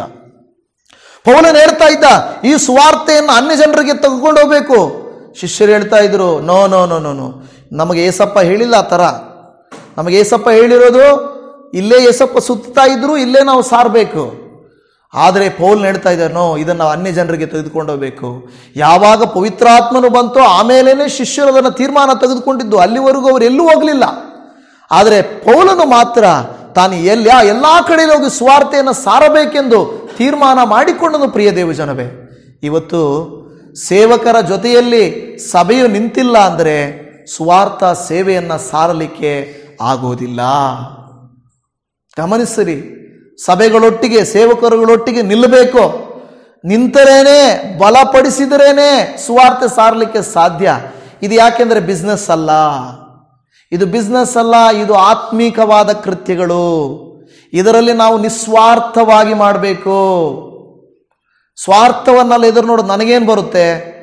ಚರ್ಚಿಗೆ ಇವತ್ತು ಅದರ ಮಳೆ ಬರ್ತಾ ಇದೆ, ನಾನು ಹೋಗದೆ ಇದ್ರೆ ನನಗೇನು? ಅಂದರೆ ಅವ್ರಿಗೇನು? ಅವ್ರಿಗೆ ಲಾಭ. ನೀವು ಚರ್ಚಿಗೆ ಬರೋದ್ರಿಂದ ಯಾವತ್ತು ಪಾಸ್ಟರ್ಗಳಿಗೆ ಲಾಭ ಅಂತ ಅಂದ್ಕೊಳ್ಬೇಡ್ರಿ. ಲಾಭ ಪಾಸ್ಟರ್ಗಳಿಗಲ್ಲ, ಲಾಭ ನಿಮಗೇನೆ. ಯಾಕೆಂದರೆ ದೇವರು ನಿಮ್ಮನ್ನು ಎದುರು ನೋಡ್ತಾ ಇರ್ತಾರೆ, ಬಲಪಡಿಸ್ತಾರೆ ವಾಕ್ಯಗಳಿಂದ. ನೋಡಿ, ಇಲ್ಲಿ ಪೌಲನು ಹೇಳ್ತಾ ಇದ್ದಾನೆ, ಕರ್ತನು ನನ್ನ ಬಳಿಯಲ್ಲಿ ನಿಂತು, ಅದು ಮುಖ್ಯ, ನನ್ನ ಬಳಿಯಲ್ಲಿ ನಿಂತು ನನ್ನನ್ನು ಬಲಪಡಿಸಿ ನನ್ನ ಮೂಲಕ ಸುವಾರ್ತೆಯು ಸಂಪೂರ್ಣವಾಗಿ ಸಾರಲ್ಪಡುವಂತೆಯೂ ಅನ್ಯ ಜನರೆಲ್ಲರೂ ಅದನ್ನು ಕೇಳುವಂತೆಯೂ ಮಾಡಿದನು. ನಿಮ್ಮ ಮೂಲಕವಾಗಿ ಯಾರೋ ಒಬ್ಬರು ರಕ್ಷಿಸಲ್ಪಡಬೇಕೆಂದು ದೇವರು ಕಾಯ್ತಾ ಇದ್ದಾನೆ. ನಾವು ಯಾರಿಗೂ ಹೇಳದೆ ಹೋದರೆ ಯಾರು ನಿಮ್ಮ ಮೂಲಕವಾಗಿ ರಕ್ಷಿಸಲ್ಪಡ್ತಾರೆ? ಕೇವಲ ಕೆಲವು ಸೇವಕರಿದ್ದಾರೆ, ಅವರೇ ಎಲ್ಲರನ್ನೂ ರಕ್ಷಿಸಬೇಕಾ? ರಕ್ಷಿಸಲ್ಪಟ್ಟ ಪ್ರತಿಯೊಬ್ಬರು ರಕ್ಷಿಸಬೇಕು. ಬೆಳಕು ನಮ್ಮ ಹತ್ರ ಇದೆ. ಆ ಬೆಳಕು ಮೊದಲ ಕಾಲದಲ್ಲಿ ಏನು ಮಾಡ್ತಾ ಇದ್ರು? ಬೆಂಕಿಯನ್ನ ಶೇರ್ ಮಾಡಿಕೊಡ್ತಾ ಇದ್ರು. ಬೆಂಕಿ ಪೆಟ್ಟಿಗೆ ಬರೋದಕ್ಕಿಂತ ಮುಂಚೆ ಬೆಂಕಿ ಪಟ್ಟಣ ಬಂತಲ್ವಾ? ಬೆಂಕಿ ಪಟ್ಟಣ ಬಂದಾಗ ಬೆಂಕಿ ಪಟ್ಟಣ ಕೊಡ್ತಾ ಇದ್ರು, ತಗೋ ಒಂದು ಕಡ್ಡಿ ತಗೋ ಹಂಚ್ಕೊಂಡು ಕೊಡು ಅಂತ. ಅದಕ್ಕಿಂತ ಮುಂಚೆ ಹೇಗಿತ್ತು? ಕಲ್ಲಿತ್ತು. ಆದರೆ ಬೆಂಕಿಯಲ್ಲಿ ಹೊತ್ತಿಸುವಾಗ ಏನು ಮಾಡ್ತಾ ಇದ್ವಿ ಗೊತ್ತಾ? ನಾವು ಹೊಲಗಳಲ್ಲಿ ಏನು ಮಾಡ್ತಾ ಇದೀವಿ? ಬೆಂಕಿ ಇಲ್ಲಿ ಹತ್ಕೊಂಡಿದೆ ಅಂದರೆ ಇಲ್ಲಿಂದ ಬೆಂಕಿ ಕೆಂಡ ಸ್ವಲ್ಪ ಬೆಂಕಿನ ಎತ್ಕೊಂಡೋಗಿ ಇನ್ನೊಂದು ಕಡೆ ಹಾಕ್ತಾ ಇದ್ವಿ. ಅಲ್ಲಿ ಅಂಟ್ಕೊಂಡ್ಮೇಲೆ ಅದನ್ನ ಎತ್ಕೊಂಡೋಗಿ ಇನ್ನೊಂದು ಕಡೆ ಹಾಕ್ತಾ ಇದ್ವಿ, ಅದನ್ನು ಇನ್ನೊಂದು ಕಡೆ ಹಾಕ್ತಾ ಇದ್ವಿ. ಅಂದರೆ ಬೆಂಕಿ ಒಬ್ಬರಿಂದ ಒಬ್ಬರಿಗೆ ಅದೇನಾಗಬೇಕು? ಹೋಗ್ಬೇಕು, ಹಂಚಲ್ಪಡಬೇಕು. ಇವತ್ತೇನಾಗ್ಬಿಟ್ಟಿದೆ? ಸುವಾರ್ತೆ ನನ್ನ ಹತ್ರ ಬಂದಿದೆ, ನಾನೇ ಇಟ್ಕೊಳ್ತೀನಿ, ಬೇರೆಯವ್ರಿಗೆ ನಾನು ಹೇಳಲ್ಲ, ಬೇರೆಯವ್ರಿಗೆ ನಾನು ರಕ್ಷಿಸಲ್ಲ. ನಿಜವಾಗಿಯೂ ದೇವರ ಮನಸ್ಸು ಬೇಸರಗೊಳ್ಳುತ್ತಾ ಇದೆ. ಜನಸಂಖ್ಯೆ ಹೆಚ್ಚುತ್ತಾ ಇದೆ, ಆತ್ಮಗಳು ನಶಿಸಿ ಹೋಗ್ತಾ ಇದೆ. ನಮ್ಮ ಕುಟುಂಬಗಳಲ್ಲಿಯೇ, ನಮ್ಮ ಸಂಬಂಧಿಕರಲ್ಲಿಯೇ, ನಮ್ಮ ಸಂತತಿಗಳಲ್ಲಿಯೇ ಜನರು ರಕ್ಷಣೆಗೆ ಬಂದಿಲ್ಲ. ಕನಿಷ್ಠ ಪ್ರಾರ್ಥನೆ ಮಾಡ್ತಾ ಇದ್ದೀವ? ಕನಿಷ್ಠ ಅವರಿಗಾಗಿ ನಾವು ಕರ್ತನಲ್ಲಿ ಬೇಡ್ತಾ ಇದ್ದೀವ? ನಮ್ಮ ಊರು ರಕ್ಷಿಸಲ್ಪಡುವಂತೆ, ನಮ್ಮ ಜನಾಂಗ ರಕ್ಷಿಸಲ್ಪಡುವಂತೆ ನಾವು ಪ್ರಾರ್ಥನೆ ಮಾಡ್ತಾ ಇದ್ದೀವಾ? ಸುವಾರ್ತೆ ನಿಮಗೆ ಕೊಡಲ್ಪಟ್ಟಿದೆ. ಎಷ್ಟೋ ದಿನ ನಾನು ಇದನ್ನು ಯಾವಾಗಲೂ ಹೇಳ್ತೀನಿ ಪ್ರಸಂಗದಲ್ಲಿ, ಸಭೆಯಲ್ಲಿದ್ದಾಗ, ದಯಮಾಡಿ ಅರ್ಥ ಮಾಡಿಕೊಳ್ಳ್ರಿ. ನಿಮ್ಮಿಂದ ದೇವರ ಅಪೇಕ್ಷಿಸುವುದು ಏನೂ ಅಲ್ಲ. ದೇವರ ನಾಮ ಅಂದರೆ ನಾಶನ ಮಾರ್ಗದಲ್ಲಿರುವವರಿಗೆ ನೀವು ಸುವಾರ್ತೆಯನ್ನು ಸಾರಬೇಕೆಂಬುದೇ ಆತನ ಚಿತ್ತ. ಪ್ರಾರ್ಥನೆಗಳಲ್ಲಿ ಭಾಗವಹಿಸಬೇಕೆಂಬುದೇ ಚಿತ್ತ. ಕೆಲವು ಸಾರಿ ನಮಗೆ ಕೊಡಲ್ಪಟ್ಟ ಅವಕಾಶಗಳು ಬೇರೆಯವರಿಗೆ ಕೊಡಲ್ಪಟ್ಟಿಲ್ಲ. ಆನ್ಲೈನ್ ಪ್ರೇಯರ್ಗಳಿದ್ದಾವೆ, ಯೂಟ್ಯೂಬ್ ವಿಡಿಯೋಸ್ ಇದ್ದಾವೆ, ಆಲಯದ ಪ್ರಾರ್ಥನೆಗಳಿದ್ದಾವೆ. ಆದರೂ ಇದರಲ್ಲಿ ಬರುವುದೇ ನಾವು ಕರೆದ್ರೆ ಒಂದು ವೇಳೆ ಏನಂದುಕೊಳ್ತಾರೋ, ಏನೋ ಇವರು ಪಾಸ್ಟರ್ಗಳಿಗೆ ಏನೋ ನಮಗೆ ಯಾವಾಗ ಬಲವಂತ ಮಾಡ್ತಾರೆ ಅಂತ ಅಂದುಕೊಳ್ತಾರೆ. ಪ್ರಿಯ ದೇವಜನವೇ, ನಾವು ದೇವರಲ್ಲಿ ಬಲಗೊಳ್ಳಬೇಕು. ಅದ 2 ತಿಮೋಥಿ 4:17 ಆ ಇಂಗ್ಲೀಷಲ್ಲಿ ಹೇಳ್ತದೆ, but the lord stood by me and strengthened me ಅಂತ ಹೇಳ್ತದೆ. ಮೊದಲನೇ ವಾಕ್ಯ ಹೇಳಿದ, I thank him who has given me strength. ನಾನಿವತ್ತು ಸ್ವಾರ್ಥೆಯ ವಿಷಯದಲ್ಲಿ ಹೇಳ್ತಾ ಇದ್ದೀನಿ. ಇದು ನಿಮ್ಮ ಕುಟುಂಬದ ವಿಷಯ ಆಗಿರಬಹುದು. ನೀವು ಕುಟುಂಬದಲ್ಲಿ ಸೋತು ಹೋಗ್ತಾ ಇರಬಹುದು. ನೀವು ಸೋತು ಹೋಗುವಾಗ ಆ ಸೋಲನ್ನು ಬೇರೆಯವ್ರ ಮೇಲೆ ಹಾಕೋದಲ್ಲ. ನಿನ್ನಿಂದನೇ ಹಿಂಗಾಗೋಗಿರೋದು, ನಿನ್ನಿಂದನೇ ನನ್ನ ಲೈಫ್ ಹಿಂಗಾಗೋಗಿರೋದು ಅಂತ ಹೇಳೋದಲ್ಲ. ನಾವು ನಿಂತುಕೊಳ್ಬೇಕು. ನನ್ನ ದೇವರು ನನ್ನನ್ನು ಬಲಪಡಿಸುತ್ತಾನೆ, ನನ್ನ ದೇವರು ನನ್ನನ್ನು ಉಪಯೋಗಿಸುತ್ತಾನೆ ಎಂದು ಹೇಳಿ ನಾವೇನು ಮಾಡಬೇಕು? ಮನಸ್ಸಿಗೆ ತೆಗೆದುಕೊಳ್ಳಬೇಕು. ಪ್ರತಿದಿನ ಕೆಲವು ವರ್ಷಗಳ ಹಿಂದೆ ನಾನು ಕೆಲವು ಸಾಕ್ಷಿಯನ್ನು ಕೇಳಿಸ್ಕೊಳ್ತಾ ಇದ್ದೆ. ಒಬ್ಬ ಸಹೋದರ ಹೇಳ್ತಾ ಇದ್ರು, ಒಂದು ದಿನಕ್ಕೆ ಒಬ್ಬರಿಗಾದರೂ ಸ್ವಾರ್ಥ ಸಾರದೇ ಇದ್ದಿದ್ದು, ಒಬ್ಬರಿಗಾದರೂ ಯೇಸುವಿನ ಬಗ್ಗೆ ಹೇಳದೇ ಇದ್ದಿದ್ದು, ನಾನು ಊಟ ತಿಂತಾ ಇರಲಿಲ್ಲ ಅಂತೇಳಿ. ಎಂಥ ಗ್ರೇಟ್ನೆಸ್ ಅಲ್ವಾ? ಒಬ್ಬರಿಗಂದರೆ ಸ್ವಾರ್ಥ ಅಂದರೆ ಒಬ್ಬರಿಗೆ ಯೇಸು ಅನ್ನೋ ಪದ ಇನ್ನೊಬ್ಬರಿಗೆ ಯಾರಿಗಾದರೂ ಹೇಳದೇ ಹೋದರೆ, ಕೆಲವು ಸಂದರ್ಭಗಳಲ್ಲಿ ನಮಗೆ ಗೊತ್ತಿರೋ ವಿಶ್ವಾಸಿಗಳಿಗೆ ನಾವು ಹೇಳಲ್ಲ, ಅಂದರೆ ಅವ್ರಿಗೆ ಹೇಳಬೇಕಾ? ಹಂಗಲ್ಲ ಹೇಳ್ತಾ ಇರೋದು. ಕನಿಷ್ಠ ನಾವು ಯೇಸುವಿನ ಪ್ರೀತಿಯನ್ನು ಯಾರಿಗಾದರೂ ಒಬ್ಬರಿಗೆ ಹೇಳಬೇಕು ಇವತ್ತು ಅನ್ನೋ ಹಂಬಲ ನಮ್ಮಲ್ಲಿ ಇದೆಯಾ? ಇರಬೇಕು. ಅದು ಆ ವಾಕ್ಯ ನೋಡ್ತಾ ಇದ್ದೀವಿ. ಫಿಲಿಪ್ಪಿಯವರಿಗೆ ಬರೆದ ಪತ್ರಿಕೆಯಲ್ಲಿ 4ನೇ ಅಧ್ಯಾಯ 13ನೇ ವಚನದಲ್ಲಿ, ನನ್ನನ್ನು ಬಲಪಡಿಸುವ ಆತನಲ್ಲಿ ಇದ್ದುಕೊಂಡು ಎಲ್ಲಕ್ಕೂ ಶಕ್ತನಾಗಿದ್ದೇನೆ. I can do all things through him who strengthens me. ನನ್ನನ್ನು ಬಲಪಡಿಸೋನ ಆತನು. ಪ್ರಿಯರೇ, ವಿಶ್ವಾಸಿಗಳಿಗೆ ದೇವರು ಕೋರಿಕೊಳ್ಳೋದು ಇದೊಂದೇ, ಇನ್ನೇನು ಅಲ್ಲ. ದೇವರು ನಮ್ಮ ಹತ್ರ ಹಣ ಕೇಳಲಿಲ್ಲ, ನಮ್ಮ ಹತ್ರ ವಸ್ತುಗಳು ಕೇಳಲಿಲ್ಲ, ನಮ್ಮ ಹತ್ರ ಇನ್ನೇನು ಕೇಳಲಿಲ್ಲ. ಆತನು ಕೇಳಿದ್ದೊಂದೇ, ನಾನು ಕಲ್ವಾರಿಯ ಶಿಲುಬೆಯಲ್ಲಿ ಮಾಡಿ ಮುಗಿಸಿದ ಕಾರ್ಯವನ್ನು ನೀವು ಅನೇಕರಿಗೆ ತಿಳಿಸಿರಿ. ನಂಬುವುದು ಬಿಡುವುದು ಅವರ ಇಷ್ಟ, ಆದರೆ ಸಾರುವುದು ನಮ್ಮ ಕೆಲಸ. ನೋಡ್ರಿ, ದೇವರು ಬೇಕಾದರೆ ದೇವದೂತರನ್ನು ಸುವಾರ್ತೆ ಸಾರುವುದಕ್ಕೆ ಉಪಯೋಗಿಸ್ಬೋದು, ಆದರೆ ದೇವರ ಉದ್ದೇಶ ಅದಲ್ಲ. ರಕ್ಷಿಸಲ್ಪಟ್ಟವರೇ ನಾಶನ ಮಾರ್ಗದಲ್ಲಿರುವವರನ್ನು ರಕ್ಷಿಸಬೇಕೆಂಬುದು ಆತನ ಚಿತ್ತ. ನಾವೇ ಹೋಗಿ ಸಾರಲಿಲ್ಲ ಅಂದರೆ ದೇವದೂತರು ಬಂದು ಸಾರಿದ್ರೆ ಜನರು ನಂಬ್ತಾರ? ಈ ದೇವದೂತ ನನ್ನ ಪಕ್ಕದಲ್ಲಿ ನಿಂತ್ಕೊಂಡು ಮಾತಾಡ್ತಾ ಇದ್ದಾನೆ ಅಂತ ತಿಳ್ಕೊಂಡು ನನಗೆ ಕೇಳಿಸ್ತಾನೆ ಇಲ್ಲ.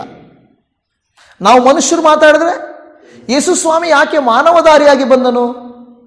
ವಾಕ್ಯವೆಂಬ ಆತನು ನರಾವತಾರವೆತ್ತಿ ಯೋಹಾನ 1:14 ಮನುಷ್ಯನಾಗಿ ಬಂದನು. ಯಾಕೆ? ಮಾನವರನ್ನು ರಕ್ಷಿಸಬೇಕಾದ್ರೆ ದೇವರು ನೇರವಾಗಿ ಬಂದರೆ ಸಾಲದು, ಮಾನವನಾಗಿ ಬರಬೇಕಾಗಿತ್ತು, ಮಾನವನಾಗಿ ಬಂದು ರಕ್ಷಿಸಲ್ಬೇಕಾಗಿತ್ತು ಅಂತ ಹೇಳುತ್ತಾ ಇದೆ. ನನ್ನ ಪ್ರೀತಿ ದೇವಜನವೇ, ನಮಗೆ ದೇವರು ಬಲಹೀನತೆ ಇದೆಯಾ? ನಮಗೆ ಭಯ ಇದೆಯಾ? ಆತಂಕ ಇದೆಯಾ? ದೇವರು ತೆಗಿತಾನೆ, ಬಲ ಕೊಡ್ತಾನೆ. ನೀವು ಹೋಗಿ ಅವ್ರನ್ನ ಕನ್ವರ್ಟ್ ಮಾಡಬೇಕು, ಇಲ್ಲ ಚರ್ಚಿಗೆ ಬರ್ರಿ ಅಂತ ನೀವು ಕರಿಬೇಡ್ರಿ. ಯೇಸು ನಿಮ್ಮ ಜೀವಿತದಲ್ಲಿ ಮಾಡಿದ್ದನ್ನು ಸಾಕ್ಷಿಯಾಗಿ ಹೇಳ್ರಿ. ಯೇಸು ಸ್ವಾಮಿ ಏನು ಮಾಡಬಲ್ಲನು ಹೇಳ್ರಿ. ಸುವಾರ್ತೆ, ಅದೇ ಸುವಾರ್ತೆ. ಎಷ್ಟೋ ಜನರು ಇವತ್ತು ಕೂಡ ಡಾಕ್ಟರ್ಗಳು ಕೈ ಬಿಟ್ಟಾಗ ಇನ್ನು ಮುಗೀತು ನಮ್ಮ ಲೈಫು ಅನ್ನೋರಿದ್ದಾರೆ. ವೈದ್ಯರು ಕೈ ಬಿಟ್ಟಾಗ, ಸರ್ಕಾರಗಳು ಕೈ ಬಿಟ್ಟಾಗ, ಜನರು ಕೈ ಬಿಟ್ಟಾಗ, ತಂದೆ ತಾಯಿಗಳು ಕೈ ಬಿಟ್ಟಾಗ, ಗಂಡ ಕೈ ಬಿಟ್ಟಾಗ, ಹೆಂಡತಿ ಕೈ ಬಿಟ್ಟಾಗ, ಅಯ್ಯೋ ನನ್ನ ಲೈಫಲ್ಲಿ ಇನ್ನು ಜೀವನ ವ್ಯರ್ಥ, ಬೇಡವೇ ಬೇಡ ಅಂದುಕೊಳ್ಳುವವರು ಎಷ್ಟೋ ಜನ ಇದ್ದಾರೆ. ನಿಮ್ಮನ್ನು ಬಲಪಡಿಸಿದ ದೇವರು ಅವರನ್ನೂ ಬಲಪಡಿಸಬೇಕಲ್ವಾ? ನಿಮಗೆ ಅರ್ಥವಾದ ಯೇಸುವಿನ ಪ್ರೀತಿ ಅವ್ರಿಗೂ ಅರ್ಥವಾಗಬೇಕಲ್ವಾ? ಅದನ್ನು ಯಾರು ಮಾಡ್ತಾರೆ? ಯೆಶಾಯನು ಹೇಳ್ತಾನೆ, ನಾನಿದ್ದೇನೆ, ನನ್ನನ್ನು ಕಳಿಸು. ನಾನಿದ್ದೇನೆ, ನನ್ನನ್ನು ಕಳಿಸು. ನಿಜ ಹೇಳಬೇಕಾದ್ರೆ ಅದು ಸುಲಭದ ಕಾರ್ಯ ಅಲ್ಲ, ಸುಲಭದ ಕಾರ್ಯ ಅಲ್ಲ. ನಾನು ನನ್ನ SSLCಯಲ್ಲಿರುವಾಗ ಹಾಸ್ಟೆಲಲ್ಲಿ ಫಸ್ಟ್ ಬ್ಯಾಚ್ ನಮ್ಮದು. ನಮಗೆ ಕೇಳಿದರು, ಯಾರು ಏನಾಗ್ತೀರಾ? ನನ್ನ ಕ್ಲಾಸಲ್ಲಿ 8 ಜನ ಇದ್ದರು, ನನ್ನ ಕ್ಲಾಸು. ಆವಾಗ ಒಬ್ಬರು ಬಂದು ಹೇಳಿದರು, ನಾನು ಡಾಕ್ಟ್ರ್ ಆಗ್ತೀನಿ, ಒಬ್ಬರು ಇಂಜಿನಿಯರು, ಇನ್ನೊಬ್ಬರು ನಾನು ಸೈಂಟಿಸ್ಟು, ಏನೇನೋ ಹೇಳಿದರು. ನಾನು ಹೋಗ್ಬಿಟ್ಟು ಹೇಳಿದೆ ನಾನು ಪಾಸ್ಟ್ರ್ ಆಗ್ತೀನಿ ಅಂತ. ಎಲ್ಲರೂ ನಕ್ಬಿಟ್ರು, ಕ್ರಿಶ್ಚಿಯನ್ಸೇ ಎಲ್ಲ ನಕ್ಬಿಟ್ರು. ಅದು ಹೊಸ್ತಾಗಿತ್ತು ಅವ್ರಿಗೆ. ಪಾಸ್ಟ್ರ್ ಆಗ್ತಾನೆ ಅಂತ. ಏನು ಎಲ್ಲರೂ ಸೈಂಟಿಸ್ಟು, ಡಾಕ್ಟ್ರು, ಇಂಜಿನಿಯರು ಅಂದರೆ ಇವನು ಪಾಸ್ಟ್ರು. ಏನಂದರೆ ಜನರಿಗೆ ಏನು ಅನಿಸ್ಬಿಟ್ಟಿದೆ ಗೊತ್ತಾ, ಪಾಸ್ಟ್ರು ಅಂದರೆ ಯಾರಿಗೆ ಬುದ್ಧಿ ಇರಲ್ವೋ, ಯಾರಿಗೆ ಓದೋಕ್ಕೆ ಬರಲ್ವೋ, ಯಾರು ಏನು ಕೆಲಸ ಮಾಡೋಕ್ಕಾಗಲ್ವೋ ಅವ್ರು ಮಾಡಬೇಕು ಅಂತ. ನಾನು ಮೊನ್ನೆನೂ ವಿಜಯಪುರದಲ್ಲಿ ಸಾಕ್ಷಿ ಹೇಳಬೇಕಾಗಿತ್ತು. ಯಾಕೆ ವಿಜಯಪುರದಲ್ಲಿ ಆಲಯ ಆಯಿತು ಅಂತ ಗೊತ್ತಾ? ಅಲ್ಲಿ ಒಬ್ಬ ಸೇವಕರು ನನ್ನ ಕೂರಿಸ್ಕೊಂಡು ಕೇಳಿದ್ರು, ಬೈಕಲ್ಲಿ ಕರ್ಕೊಂಡೋಗೋಕೆ ಕೇಳಿದ್ರು, ರಮೇಶ್ ನೀನು ಪಾಸ್ಟರ್ ಆಗಿ ಹೋಗ್ಬೇಡ, ನಿನಗೆ ಒಳ್ಳೆ ದೇವರು ತಲಾಂತು ಕೊಟ್ಟಿದ್ದಾನೆ, ಏನಾದರೂ ಗೌರ್ಮೆಂಟ್ ಎಂಪ್ಲಾಯ್ ಆಗಿ ಸಭೆಗಳಿಗೆ ಸಹಾಯ ಮಾಡು ಅಂತ ಹೇಳಿದರು. ವಿಜಯಪುರದಲ್ಲಿಯೇ ನನಗೆ ಹೇಳಿದರು. ಆ ಕಡೆಯಿಂದ ವಿಜಯಪುರದಿಂದ ದೇವನಹಳ್ಳಿಗೆ ಬರುವಾಗ ನನಗೆ ಹೇಳಿದರು. ನನಗೆ ಅನಿಸ್ತಾ ಇತ್ತು, ದೇವರೇ ನಾನು ಯಾಕೆ ವಿಜಯಪುರದಲ್ಲಿ ನಾವು ಯಾಕೆ ಈ ಥರ ತೀರ್ಮಾನ ತಗೊಂಡಿದ್ದೇವೆ, ಯಾಕೆ ಅಂತ ತುಂಬ ನಾನು ಪ್ರಶ್ನೆ ಮಾಡಿದಾಗ ನನ್ನ ಮನಸ್ಸಲ್ಲಿ ಅನಿಸ್ತಾ ಇದ್ದಂಥ ಕಾರ್ಯ, ಎಲ್ಲಿ ನೀನು ಸೇವಕನಾಗಬಾರ್ದು ಬೇಡ ಅಂತ ಹೇಳಿ ಯಾರು ಒಬ್ಬ ಅಯ್ಯವರು ಅವರೇ ನನಗೆ ಬ್ರೈನ್ ವಾಶ್ ಮಾಡೋಕ್ಕೆ ನೋಡಿದ್ರು. ಒಂದು ವೇಳೆ ಅದು ಒಂದು ಶೋಧನೆ ಇರಬಹುದು. ಅದೇ ಸ್ಥಳದಲ್ಲಿ ಇವತ್ತು ನಾವು ಹೋಗಿ ಸೇವೆ ಮಾಡಲಿಕ್ಕೆ ನಿಂತುಕೊಂಡಿದ್ದೇವೆ. ಹಲ್ಲೆಲೂಯಾ. ನನಗೆ ಯಾವಾಗಲೂ ಆ ಸ್ಥಳವನ್ನು ದಾಟಿ ಹೋಗುವಾಗ ಜ್ಞಾಪಕ ಬರುತ್ತೆ. ನಾನು ಎಷ್ಟೋ ಸಾರಿ ಆದಾಗ ಹೇಳಿದ್ದೀನಿ, ಇದೇ ಸ್ಥಳದಲ್ಲಿ ಅಯ್ಯವರು ನನಗೆ ಹೇಳಿದ್ದು, ಬೇಡ ನೀನು ಹೋಗಿ ಬೇರೆ ಸ್ಟಡೀಸ್ ಮಾಡು ಅಂತ ಹೇಳಿದರು. ಅವ್ರ ಜೊತೆ ನಾನು ಪ್ರಾಕ್ಟಿಕಲ್ ವರ್ಕ್ಗೆ ಸ್ಟಾರ್ಟ್ ಮಾಡಿದ್ದಾಗ. ಇವತ್ತು ನಾನು ಹೇಳೋದೇನೆಂದರೆ, ನನ್ನನ್ನು ದೇವರು ಎಲ್ಲಿ ಬೇಡ, ಆಗಲ್ಲ, ನಿನಗೆ ಅರ್ಹತೆ ಇಲ್ಲ, ಜ್ಞಾನ ಇಲ್ಲ, ನಿನ್ನ ಕೈಯಲ್ಲಿ ಆಗಲ್ಲ ಅಂತ ದೇವರು ಹೇಳ್ತಾನೆ, ನಾನು ನಿನ್ನನ್ನು ಬಲಪಡಿಸ್ತೇನೆ. ಹಲ್ಲೆಲೂಯಾ. ಕುಟುಂಬದ ವಿಷಯದಲ್ಲಾಗಿರಲಿ, ನಿಮ್ಮ ಕುಟುಂಬಗಳನ್ನು ಆತ್ಮೀಕವಾಗಿ ಬೆಳೆಸಿಕೊಳ್ಳುವ ವಿಷಯ ಆಗಿರ್ಬೋದು, ಇದೇ ರೀತಿಯಾಗಿರ್ಬೇಕು. ನನ್ನ ಕೈಯಲ್ಲಿ ಆಗಲ್ಲ, ನನ್ನ ಮಕ್ಕಳಿಗೆ ಹೇಳಿದ ಮಾತು ಕೇಳಲ್ಲ, ನನ್ನ ಮನೆಯು ನಾನು ಅಂದುಕೊಂಡಂಗೆ ಇಲ್ಲ ಆಗಲ್ಲ ಅನ್ನುವಾಗ ದೇವರು ಹೇಳ್ತಾನೆ, ನಾನು ನಿನ್ನನ್ನು ಬಲಪಡಿಸುತ್ತೇನೆ. ಹಲ್ಲೆಲೂಯಾ. ದೇವರೇನು ಮಾಡ್ತಾನಂತೆ, ನಿಮ್ಮನ್ನು ಬಲಪಡಿಸ್ತಾನೆ. ನಮ್ಮ ಮೂಲಕವಾಗಿ ದೇವರು ಬಲವಾದ ಕೃತ್ಯಗಳನ್ನು ಮಾಡಬಲ್ಲನು. 2 ಕೊರಿಂಥದವರಿಗೆ ಬರೆದ ಪತ್ರಿಕೆ 12:9 ಈ ರೀತಿಯಾಗಿ ಹೇಳುತ್ತದೆ, ಅದಕ್ಕಾತನು ನನ್ನ ಕೃಪೆಯೇ ನಿನಗೆ ಸಾಕು, ಬಲಹೀನತೆಯಲ್ಲಿಯೇ ಬಲವು ಪೂರ್ಣ ಸಾಧಕವಾಗುತ್ತದೆ ಎಂದು ನನಗೆ ಹೇಳಿದ್ದಾನೆ. ಹೀಗಿರಲಾಗಿ ಕ್ರಿಸ್ತನ ಬಲವು ನನ್ನಲ್ಲಿ ನೆಲೆಸಿಕೊಂಡಿರಬೇಕೆಂದು ನನಗುಂಟಾಗುವ ನಿರ್ಬಲಾವಸ್ಥೆಗಳ ವಿಷಯದಲ್ಲಿಯೇ ಬಹು ಸಂತೋಷವಾಗಿ ಹೆಚ್ಚಳ ಪಡುವೆನು. For my strength is made perfect in weakness. ದೇವರು ವೀಕ್ ಆಗಿರುವಂಥವರನ್ನೇ ಬಲಪಡಿಸ್ತಾರೆ. ಹಲ್ಲೆಲೂಯಾ. ಎಷ್ಟು ಜನ ನೀವು ಇವತ್ತು ದೇವರ ಹತ್ರ ಹೇಳಬೇಕು, ಲಾರ್ಡ್ ನಾನು ಬಲಹೀನವಾಗಿದ್ದೇನೆ, ಈ ವಿಷಯಗಳಲ್ಲಿ ತುಂಬ ಸೋತು ಹೋಗ್ತಾ ಇದ್ದೇನೆ, ನನಗೆ ದಯಮಾಡಿ ನಿನ್ನ ಸ್ಟ್ರೆಂತ್ ಕೊಡಪ್ಪ ಎಂದು ನೀವು ಕೇಳುವಾಗ ದೇವರು ನಿಮಗೆ ಏನು ಕೊಡ್ತಾರೆ, ಆತನು ಬಲ ಕೊಡ್ತಾನೆ. ಹಲ್ಲೆಲೂಯಾ. ಕರ್ತನ ನಾಮಕ್ಕೆ ಸ್ತೋತ್ರ. ನಮ್ಮ ತಲೆಗಳನ್ನು ಬಾಗಿಸಿ ಪ್ರಾರ್ಥನೆ ಮಾಡಿಕೊಳ್ಳೋಣ. ದೇವರೇ, ನಾನು ಬಲಹೀನನಯ್ಯ, ನನ್ನಿಂದ ಎಷ್ಟೋ ಸಾರಿ ಆಗಲ್ಲ ಅನಿಸುತ್ತದೆ ಸ್ವಾಮಿ. ಹೌದು ಸ್ವಾಮಿ, ಕೆಲವು ಸಾರಿ ಸಮುದ್ರವನ್ನು ದೇವರೇ ಹಡಗು ಹೇಗೆ ಅಪ್ಪ ಎದುರಿಸಬೇಕಾಗಿರುತ್ತದೋ ಹಾಗೇನೇ ಕೆಲವು ಸಾರಿ ನಾವು ಕೂಡ ಸಮಸ್ಯೆಗಳು, ಸಮುದ್ರವೆಂಬ ದೇವರೇ ಈ ಒಂದು ಪ್ರಯಾಣವನ್ನು, ಈ ಸಂಸಾರವನ್ನು, ಕೆಲಸವನ್ನು ನಾವು ಹಾದು ಹೋಗ್ಬೇಕಾಗ್ತದೆ. ಆದರೆ ಹಡಗು ಭಯಪಟ್ಟರೆ ಆಗಲ್ಲಪ್ಪ, ನೀರಲ್ಲೇ ಹೋಗಬೇಕು. ನೀರು ಒಳಗಡೆ ಬಂದರೆ ಆಪತ್ತೆ ನಿಜಾನೇ, ಆದರೂ ಕೂಡ ಆ ನೀರು ಬಾರದ ಹಾಗೆ ಅದರ ಹಡಗಿನ ಕ್ಯಾಪ್ಟನ್ ಆಗಿ ನೋಡಿಕೊಳ್ಳುತ್ತಾರೋ ಅದೇ ರೀತಿಯಲ್ಲಿ ನೀವು ನಮ್ಮ ಯಜಮಾನನು, ನಮ್ಮ ಕುಟುಂಬದಲ್ಲಿ, ನನ್ನ ಜೀವಿತದಲ್ಲಿ ಆ ನೀರು ಒಳಗಡೆ ಬಾರದ ಹಾಗೆ ಕಾಯುವವನು ನೀನು. ನಿನಗೆ ಸ್ತೋತ್ರ. ವಿಮಾನದಲ್ಲಿ ಗಾಳಿಯು ಬಾರದ ಹಾಗೆ ಹೇಗೆ ತಡೆಯಲ್ಪಟ್ಟಿರುತ್ತದೋ ಅದೇ ರೀತಿಯಲ್ಲಿ ದುಷ್ಟನ ಕಾರ್ಯಗಳು, ದುರಾತ್ಮನ ಕಾರ್ಯಗಳು ನನ್ನಲ್ಲಿ ಬಾರದ ಹಾಗೆ ನೀನು ಕಾಯುವಾತನಾಗಿದ್ದೆ. ನಿನಗೆ ಸ್ತೋತ್ರ ಸ್ವಾಮಿ. ಅದಕ್ಕೆ ಪೌಲನ ಉದಾಹರಣೆಗಳನ್ನು ಇವತ್ತು ನೋಡಿದ್ದೇವೆ. ನನ್ನನ್ನು ಬಲಪಡಿಸುವಾತನಲ್ಲಿದ್ದುಕೊಂಡು ನಾನು ಎಲ್ಲದಕ್ಕೂ ಶಕ್ತನಾಗಿದ್ದೇನೆ, ನನ್ನ ಬಲಹೀನತೆಯಲ್ಲಿ ಆತನ ಬಲವೂ ಇದೆ. ಹೌದು ಸ್ವಾಮಿ, ನೀನು ನಿಂತು ನನ್ನನ್ನು ಬಲಪಡಿಸುತ್ತೀ ಎಂದು ಪೌಲನು ಹೇಳುತ್ತಾ ಇದ್ದೇನೆ. ಹೌದು ಸ್ವಾಮಿ ದೇವರೇ, ನೀವು ಹೇಳುತ್ತೀರಪ್ಪ ಕರ್ತನೆ. ಅಪ್ಪ, ನನ್ನನ್ನು ಆರಿಸಿಕೊಂಡವನು, ನನಗೆ ಬಲವನ್ನು ದಯಪಾಲಿಸಿದವನು ನಮ್ಮ ಕರ್ತನಾದ ಯೇಸುವೇ. ಅಪ್ಪ, ಎಷ್ಟೋ ಜನ ಯವನಸ್ಥರು ನನ್ನ ಕೈಯಲ್ಲಿ ಓದಕ್ಕಾಗಲ್ಲ, ನನಗೇನೋ ಓದಿದ್ದು ಜ್ಞಾಪಕನೇ ಇರಲ್ಲ, ನಾನು ಎಷ್ಟು ಪ್ರಯತ್ನ ಮಾಡಿದ್ರು ಸೋತು ಹೋಗ್ತಾನೇ ಇದ್ದೀನಿ, ನನ್ನ ಕೈಯಲ್ಲಾಗಲ್ಲ ಅನ್ನುವಂಥ ಯವನಸ್ಥರಿದ್ದಾರಪ್ಪ. ಅವರಿಗೆ ನೀವು ಹೇಳ್ತೀರಿ, ಮಗನೇ ಮಗಳೇ, ನಾನು ನಿನಗೆ ಬಲವನ್ನು ಕೊಡುತ್ತೇನೆ. ಅಪ್ಪ, ಎಷ್ಟೋ ಜನ ಸಹೋದರಿಯರು ಅಪ್ಪ ತನ್ನ ಕುಟುಂಬದಲ್ಲಿ ಕುಡುಕತನ, ತನ್ನ ಕುಟುಂಬದಲ್ಲಿ ಹಾಳು ಮಾಡುವಂಥ ಮಕ್ಕಳು, ಹಾಳು ಮಾಡುವಂಥ ಗಂಡ ಇರುವಾಗ ನನ್ನ ಕೈಯಲ್ಲಿ ಇದನ್ನು ಸಹಿಸಕ್ಕಾಗಲ್ಲ, ನನಗೆ ಬಲಹೀನವಾಗಿಬಿಟ್ಟಿದೆ, ನನಗೆ ಬಲವಾಗಬೇಕಾಗಿದ್ದ ನನ್ನ ಕುಟುಂಬ ನನಗೆ ಬಲಹೀನವಾಗಿ ಮಾರ್ಪಟ್ಟಿದೆ ಎಂದು ನೊಂದುಕೊಳ್ಳುತ್ತಾ ಇದ್ದರೆ ಸಹೋದರಿಯನ್ನ ಕರುಣಿಸು ಸ್ವಾಮಿ. ಅವರ ಕುಟುಂಬದಲ್ಲಿ ನಿನ್ನ ಆತ್ಮನ ಶಕ್ತಿಯನ್ನು, ಬಲವನ್ನು ನೀನು ಸುರಿಯ ಮಾಡು ಎಂದು ಬೇಡಿಕೊಳ್ಳುತ್ತಾ ಇದ್ದೇವೆ. ಮಾತ್ರವಲ್ಲದಪ್ಪ, ವೃದ್ಧಾಪ್ಯದಲ್ಲಿರುವವರು ಕೂಡ, ಮಕ್ಕಳಿಂದ ಕೈ ಬಿಡಲ್ಪಟ್ಟವರು, ಮಕ್ಕಳು ಹಣ ಕೊಡಲ್ಲ, ಮಕ್ಕಳು ಹಣವನ್ನು ಮಕ್ಕಳಿಗೆ ಊಟ ಸರಿಯಾಗಿ ಕೊಡಲ್ಲ, ಮಕ್ಕಳು ನೋಡಿಕೊಳ್ಳಲ್ಲ, ಅಯ್ಯೋ ನನ್ನ ಜೀವನ ಈ ಥರ ಆಯ್ತಲ್ಲ, ನನಗೆ ಯಾರೂ ಇಲ್ಲ ಅಂದುಕೊಳ್ಳುವವರಿಗೆ ನೀವು ಹೇಳ್ತೀರ, ನಾನಿದ್ದೀನಿ, ನಾನು ನಿನ್ನನ್ನು ಬಲಪಡಿಸ್ತೇನೆ, ನಾನು ನಿನ್ನನ್ನು ನೋಡ್ಕೊಳ್ತೇನೆ, ನೀನು ಭಯಪಡಬೇಡ, ನೀನು ಚಿಂತೆ ಮಾಡಬೇಡ. ಅಪ್ಪ, ನಿನಗೆ ತುಂಬ ಜನರು ಬೇಕಾಗಿಲ್ಲಪ್ಪ, ನಂಬಿಗಸ್ತರಾದ ಮಕ್ಕಳು ಬೇಕು ಸ್ವಾಮಿ. ದೇವರೇ, ಒಬ್ಬರು ತೀರ್ಮಾನ ಮಾಡಿದರೆ ಏನೆಲ್ಲ ನೀನು ಅವರ ಮೂಲಕವಾಗಿ ಮಾಡಬಲ್ಲ ನೀನು ದೇವರೇ ಸ್ವಾಮಿ. ನಿನಗೆ ಅನೇಕರು ಬೇಕಾಗಿಲ್ಲ, ನಿಮಗೊಬ್ಬರು ಸಾಕು. ಈ ವಾಕ್ಯವನ್ನು ಕೇಳುತ್ತಿರುವವರಲ್ಲಿ ಅಪ್ಪ, ಯೆಶಾಯನು ಹೇಳಿದ ಹಾಗೆ ನಾನಿದ್ದೇನೆ ಸ್ವಾಮಿ, ನನ್ನನ್ನು ಉಪಯೋಗಿಸಿಕೋ ಎಂದು ಯಾರು ಹೇಳ್ತಾ ಇದ್ದಾರೋ ಅವರನ್ನು ನೀನು ಉಪಯೋಗಿಸಿಕೊಳ್ಳುತ್ತಿ ಸ್ವಾಮಿ. ಒಪ್ಪಿಸಿಕೊಟ್ಟರೆ ಅವರ ಬಲಹೀನತೆಯನ್ನು ಬಲವಾಗಿ ಮಾರ್ಪಡಿಸುತ್ತಿ, ಅವರ ಒಂಟಿತನವನ್ನು ಕರ್ತನೆ ಒಂದು ಬಳಗವಾಗಿ ಮಾಡುತ್ತಿ. ನೀನು ಅವರ ಕರ್ತನೆ ಎಲ್ಲ ದೇವರ ಕರ್ತನೆ ಆ ವೀಕ್ನೆಸಸ್ ಅನ್ನ ಬಲವಾಗಿ ಮಾರ್ಪಡಿಸುತ್ತಿ. ನಿನ್ನ ನಾಮಕ್ಕೆ ಸ್ತೋತ್ರ, ಸ್ತೋತ್ರ, ಸ್ತೋತ್ರ ಅಪ್ಪ. ಈಗೋ ದೇವರೇ, ನಾನು ಬೇಡುವುದೇನೆಂದರೆ ಅಪ್ಪ, ಬೆಳೆಯು ಬಹಳವಾಗಿದೆ ಸ್ವಾಮಿ. ಅಪ್ಪ, ಕೆಲಸಗಾರರು ಕಡಿಮೆ ಆಗಿದ್ದಾರೆ ಸ್ವಾಮಿ. ದೇವರೇ, ಆತ್ಮಗಳನ್ನು ಎಬ್ಬಿಸು, ಸಭೆಗಳನ್ನು ಉಜ್ಜೀವನಗೊಳಿಸು. ಅಪ್ಪ, ನಾನಿದ್ದೀನಿ, ನನ್ನನ್ನು ಉಪಯೋಗಿಸ್ರಿ ಅಂತ ಕೇಳ್ಕೋಬೇಕಪ್ಪ. ಈಗೋ ನಾನು ಬರ್ತೀನಿ, ನಾನು ಏನ್ ಮಾಡ್ಲಿ ಅಂತ ಹೇಳ್ರಿ ಅಂತ ಕೇಳ್ಬೇಕಪ್ಪ. ಈಗೋ ಕರ್ತನೆ, ಲೋಕದಲ್ಲಿ ದೇವರೇ ಹಣವೋ ಆಸ್ತಿಯೋ ಐಶ್ವರ್ಯವೋ ಗಳಿಸಿದ ಎಲ್ಲವೂ ದೇವರೇ ನಷ್ಟವಾಗಿ ಹೋಗಬಹುದು. ನಿಮಗಾಗಿ ನಾವು ಮಾಡಿದ್ದು ಮಾತ್ರವೇ ನಿತ್ಯವಾಗಿರುತ್ತದಪ್ಪ. ಇವತ್ತು ತೀರ್ಮಾನಗಳನ್ನು ಮಾಡಿ, ಅಯ್ಯೋ ನನಗೆ ವಯಸ್ಸಾಗಿದೆ, ನಾನು ಹೋಗಿ ಸುವಾರ್ತೆ ಸಾರಕ್ಕಾಗುತ್ತಾ ಅಂದುಕೊಳ್ಳಬಾರ್ದಪ್ಪ. ಈಗೋ ಅವರಿಗೆ ಸಂಬಂಧಪಟ್ಟವರು ಎಲ್ಲೋ ಇರ್ತಾರೆ, ಅವ್ರಿಗೆ ಗೊತ್ತಿರೋರು ಇರ್ತಾರೆ. ಅಯ್ಯೋ ನಾನು ಮನೆಯಿಂದ ಆಚೆ ಹೋಗಕ್ಕಾಗಲ್ವೇ, ನಾನು ಹೆಂಗೆ ಸಾರಲಿ? ಅವ್ರ ಹತ್ರ ಫೋನ್ ಇರ್ತದೆ ಸ್ವಾಮಿ, ಅವರು ಫೋನ್ ಮಾಡಿ ತನಗೆ ಗೊತ್ತಿರೋರಿಗೆ ಎಚ್ಚರಿಸಿ ಆತ್ಮೀಕವಾಗಿ ನಡೆಸಬಹುದು. ಒಂದು ವೇಳೆ ಯಾರ ಹತ್ರ ಅದು ಫೋನಲ್ಲಿ ಮಾತಾಡಿ ಒಂದು ವೇಳೆ ನಿಧಾನವಾಗಿ ಅವರೊಟ್ಟಿಗೆ ಯೇಸುವಿನ ಪ್ರೀತಿಯನ್ನು ಹಂಚಬೇಕು ಸ್ವಾಮಿ ದೇವರೇ. ಅವ್ರಿಗಾಗಿ ನಾನು ಬೇಡುತ್ತಾ ಇದ್ದೇನೆ ಅಪ್ಪ ದೇವರೇ.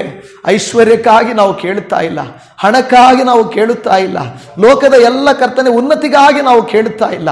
ಆತ್ಮಗಳನ್ನು ಗೆಲ್ಲಬೇಕೆಂಬುದೇ ಈ ಸುವಾರ್ತೆಯ, ಈ ಸೇವೆಯ ನಮ್ಮ ಧ್ಯೇಯ ಸ್ವಾಮಿ ದೇವರೇ. ಅಪ್ಪ ದೇವರೇ, ಅನೇಕ ಸೇವಕರುಗಳು ಹೇಳಿದರು, ಅಪ್ಪ ದೇವರು ಒಬ್ಬ ಸೇವಕರು ಈ ರೀತಿಯಾಗಿ ಹೇಳಿದರು, ದೇವರೇ ನನಗೆ ಚೈನವನ್ನು ಕೊಡು, ಇಲ್ಲವೇ ನನ್ನ ಪ್ರಾಣವನ್ನು ತೆಗೆದು ಬಿಡು ಅಂತ ಕೇಳಿದನು ಸ್ವಾಮಿ ದೇವರೇ. ಅಪ್ಪ ನನಗೆ ಆತ್ಮಗಳನ್ನು ಕೊಡು, ಇಲ್ಲ ನನ್ನ ಪ್ರಾಣವನ್ನು ತೆಗೆದು ಬಿಡು ಅಂತ ಕೇಳಿದವರಿದ್ದಾರೆ ಸ್ವಾಮಿ. ಅಪ್ಪ ಅದೇ ರೀತಿಯಲ್ಲಿ ಕರ್ತನೆ ಸುವಾರ್ತೆಯ ಸೇವೆಯ ಒಂದು ಕರ್ತನೆ ಒಂದು ಬಲವನ್ನ ನಮಗೆಲ್ಲರಿಗೂ ಅನುಗ್ರಹಿಸಿ ಕೊಡು ಕರ್ತನೆ. ಈ ಸೇವೆಯ ಮೂಲಕವಾಗಿ ಅನೇಕ ಸೇವಕರುಗಳು ಎಬ್ಬಿಸಲ್ಪಡಬೇಕು ಕರ್ತನೆ, ವಾಕ್ಯದಲ್ಲಿ ಬಲಪಡಲ್ಬೇಕು ಸ್ವಾಮಿ, ಸತ್ಯ ವಾಕ್ಯವನ್ನು ಸಾರುವಂತವರು ಎಬ್ಬಿಸಲ್ಪಡಬೇಕು ಸ್ವಾಮಿ. ಅದಕ್ಕಾಗಿ ನಾವು ಪ್ರಾರ್ಥಿಸ್ತಾ ಇದ್ದೇವೆ ದೇವರೇ. ನಾವು ಪ್ರಾರ್ಥಿಸಿದರೆ ಸಾಕು, ನೀನು ಕಾರ್ಯ ಮಾಡುತ್ತೇ. Thank you lord. ನಾವು ಸಿದ್ಧರಿದ್ದರೆ ಸಾಕು, ನೀವು ಉಪಯೋಗಿಸ್ತೀರಿ. ನಿನಗೆ ವಂದನೆ ಅಪ್ಪ. ಇವತ್ತು ಈ ವಾಕ್ಯದಲ್ಲಿ ಹೇಳಿದ ಹಾಗೆ ನನ್ನನ್ನು ಬಲಪಡಿಸುವಾತನು, ನನಗೆ ಬಲವನ್ನು ದಯಪಾಲಿಸಿದವನು ನನ್ನ ಕರ್ತನಾದ ಯೇಸು ಕ್ರಿಸ್ತನೇ. ಅಪ್ಪ, ನೊಂದು ಸೋತು ವೇದನೆ ಪಟ್ಟಿರುವ ಪ್ರತಿ ಸಹೋದರಿ, ಅವರ ಕುಟುಂಬಕ್ಕೆ, ಅವರ ವ್ಯಾಪಾರಕ್ಕೆ, ಅವರ ಜೀವಿತಗಳಿಗೆ, ಅವರ ಕೆಲಸಗಳಿಗೆ, ಅವರ ಮುಂದಿನ ಎಲ್ಲ ಕಾರ್ಯಗಳಿಗೆ ನಿನ್ನ ಕೃಪೆಯು ಅನುಗ್ರಹವು ನಿತ್ಯ ನಿರಂತರವಾಗಿರಬೇಕೆಂಬುದಾಗಿ ಇವತ್ತಿನ ಪ್ರಾರ್ಥನೆ ಕೇಳಿದಕ್ಕಾಗಿ ಸ್ತೋತ್ರ ದೇವರೇ. ನೀನು ಮಾತನಾಡಿದ್ದಿ ಎಂದು ನಾವು ನೆನೆಸಿಕೊಳ್ಳುತ್ತಾ ನಮ್ಮನ್ನೇ ನಿನ್ನ ಕರುಣೆಯ ಕರಕ್ಕೆ ಒಪ್ಪಿಸಿಕೊಡುತ್ತಾ, ನಮ್ಮ ರಕ್ಷಕನು, ನಮ್ಮನ್ನು ಪ್ರೀತಿಸಿದಾತನು ನಮಗಾಗಿ ಕಲ್ವಾರಿಯ ಕ್ರೂಜೆಯ ಮೇಲೆ ಪ್ರಾಣವನ್ನು ಕೊಟ್ಟು ರಕ್ಷಣೆಯನ್ನು ಸಿದ್ಧಪಡಿಸಿ ನಮಗಾಗಿ ಪರಲೋಕವನ್ನು ಸಿದ್ಧ ಮಾಡಿ ಮತ್ತೆ ಬಂದು ನಮ್ಮನ್ನು ಕರ್ಕೊಂಡು ಹೋಗಾತನಾಗಿರುವ ಯೇಸುವಿನ ನಾಮದಲ್ಲಿ ಪ್ರಾರ್ಥಿಸ್ತೇವೆ ತಂದೆಯೇ. ಆಮೇನ್, ಆಮೇನ್, ಆಮೇನ್.